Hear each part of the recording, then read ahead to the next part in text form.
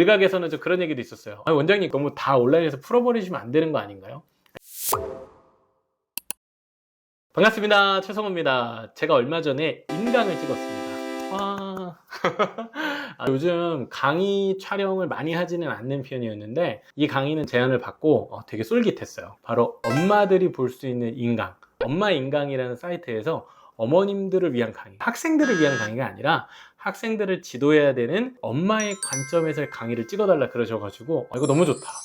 평소 대치동에서 독서논술 교육을 하다 보면 아이들이랑 항상 실랑이를 하잖아요. 그런데 이 아이들이 왜 이렇게 교육을 받고 있고 왜 이런 책을 읽고 저희는 왜 이렇게 수업을 하고 있는지 등에 대해서 매번 설명드릴 만한 기회가 좀 충분하지 않았던 것 같아요. 그래서 이 인강에는 제가 평소에 대치동에서 독서논술 교육을 하면서 가지고 있던 저만의 노하우, 철학, 그리고 저만의 꿀팁들을 모두 응축시켜서 정말 제 모든 엑기스를 다 강의에 담았어요. 일각에서는 좀 그런 얘기도 있었어요. 원장님 너무 다 온라인에서 풀어버리시면 안 되는 거 아닌가요?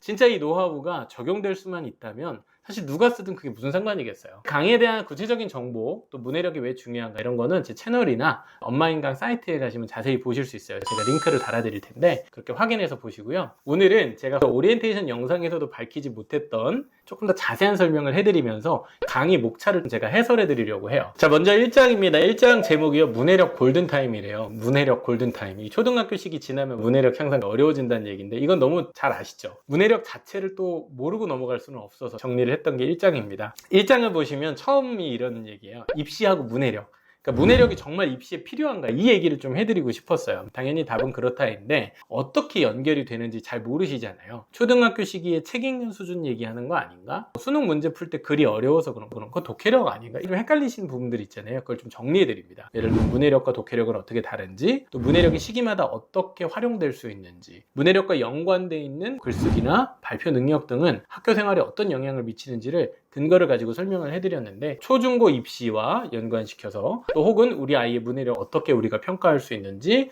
가정에서 적용해 볼 수 있는 구체적인 팁들을 담아놨습니다. 2장은요 이거 제가 너무 좋아하는 건데 로드맵, 문해력 로드맵 챕터입니다. 이 로드맵이 왜 중요하냐면요 그냥 가면 안 되고 내가 무슨 길로 가는지 그 지도 같은 거거든요. 우리 아이들의 교육과 성장, 나아가 입시를 생각할 때도 로드맵이라는 거는 반드시 필요합니다. 그렇기 때문에 문해력 향상에도 로드맵이라는 게 있어요. 현재가 있고 과거도 있지만 미래가 있고 앞으로 우리가 도달해야 될 목표도 있거든요. 이제 그것을 한눈에 그려보는 과정인데 어떻게 그리셔야 되는지 그 샘플을 보여드리면서 각각의 아이들에게 적용해 볼 수 있도록 팁을 드렸습니다. 그 다음에 초등학교 저학년 시기 혹은 고학년 시기에는 로드맵을 각각 어떻게 그려야 되는지, 또 문과 성향, 이과 성향 아이들, 요즘 융합식이라고는 하지만 분명히 아이들은 각각의 성향을 갖고 있죠. 각각의 성향에 맞게 이 문해력 로드맵 어떻게 그려야 될지도 2장에서 다뤄봤습니다.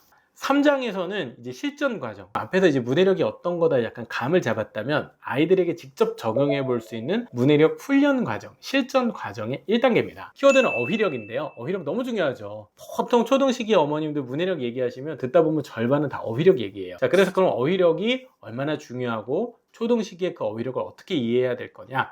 근데 보통 어휘 하면 우리 떠오르는 연상 개념들이 있어요. 뭐 개념어, 학습어, 전문용어 헷갈리시죠? 어떻게 봐야 되는지 이론적으로 정리해드렸고요. 또 초등 사전 사용법, 좀 실용적으로 생각해보면 국어사전 있어야 되나? 집집마다? 근데 국어사전이 종류마다 다르죠. 이거 아시는 분도 있고 모르시는 분들도 있을 텐데 우리 아이한테 혹은 우리 목적에 맞게 어떤 사전을 활용하는 게 효과적인지도 설명드릴 정도로 아주 구체적인 팁들을 드렸습니다. 또 어휘력과 관련된 부분 중 한 영역이 바로 비문학인데 비문학 읽을 때 어떻게 어휘력 증진시켜야 되는지 이에 대한 꿀팁도 강의에 담아뒀습니다. 4장은요 실전 2단계예요. 문해력 어떻게 향상시킬까요? 뗄래야 뗄 수 없는 바로 그 이름, 그렇죠, 바로 독서입니다. 독서의 전략이 필요하다, 우선순위를 어떻게 세워갈 거냐에 대한 얘기입니다. 이게 시기별로 그림이 나와야 되거든요. 그래서 전략적 독서의 중요성에 대해서 안내해 드린 다음에는 학년별로 제가 로드맵을 한번 그려봤어요. 1학년 때는 키워드가 성독, 소리내서 읽는, 유창한 말하기, 글 읽기.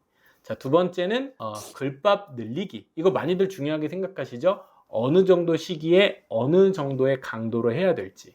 3학년 정도가 되면 이제 글쓰기 발동이 슬슬 걸리기 시작합니다. 4학년이 되면 탐구력 확장, 즉 탐구 활동, 토론 활동, 교내에서 다양하게 이루어진 지식적인 확장에 독서가 굉장히 영향을 줘요. 즉 지식 독서가 시작되는 시기.